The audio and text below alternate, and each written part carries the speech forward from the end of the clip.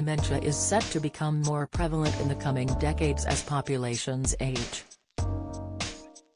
Spotting the warning signs as early as possible eases the strain placed on families and healthcare systems. According to Dementia UK, difficulty understanding time and place is a telltale sign. For example, a person may get up in the middle of the night and go to work, despite the fact they're retired. Some cognitive ability signs are more obvious, such as an unexplained loss of interest in things the person used to enjoy. These are not the only signs of dementia. The most well-known symptoms relate to memory. Increasing forgetfulness, getting lost in places that should be familiar, and difficulty retaining fresh information are all signs that their brain is not healthy. You may also notice changes in your family member or friend's personality. They may change over a matter of months or develop sudden mood swings, anxiety and depression. COVID new variant, doctor highlights the unusual symptoms of Omicron variant. To spot what is important to remember, however, is there is no set group of symptoms. Dementia can take many forms, including Alzheimer's disease, vascular dementia, frontotemporal dementia, Lewy body dementia, mixed dementia, alcohol-related brain damage, posterior cortical atrophy, Huntington's disease, Parkinson's dementia. Specific forms of dementia have more distinct symptoms which can help to identify them. For example, it is not memory loss but mood changes that is first associated with Lewy body dementia. Changes can also take the form of perverse eating habits, such as eating inedible objects.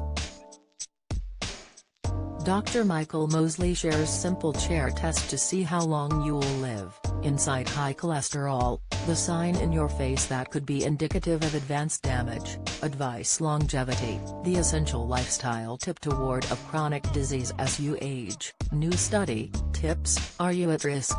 As with the symptoms, there is no one cause for all types of dementia and no complete scientific understanding that would facilitate the development of preventative treatments. Nevertheless, there are things we can all do to reduce our risk. The charity, Race Against Dementia, has outlined 12 risk factors that can help to reduce the likelihood of developing it in mid or later life. They say that if these are all mitigated worldwide, it could reduce future cases of dementia by 40%. The first, and only early life factor, is education. According to Race Against Dementia, higher and longer-lasting education is proven to improve cognitive performance. In midlife, hearing loss, hypertension, high blood pressure, obesity and a high alcohol intake are all cited as factors we can mitigate against. The important thing is that these parts of our behavior are, for the most part, easy for us to make changes to.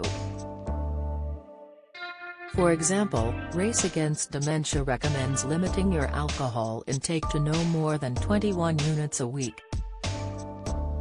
The final midlife factor is head injury. This factor has been highlighted most recently by the case of former England rugby player and 2003 Rugby World Cup winner, Steve Thompson.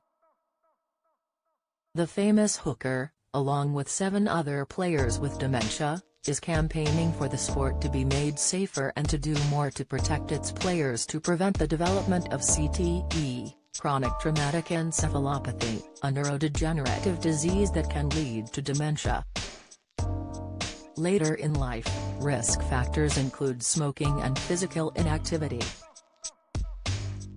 Furthermore, Race Against Dementia recommends that living in an area with high levels of air pollution, such as large cities, or an area where you are socially isolated will increase your risk. Despite these risk factors, the positive message to get across is that these are all factors that, for the most part, are in your control and, even if you're in midlife, You still have time to change and adapt.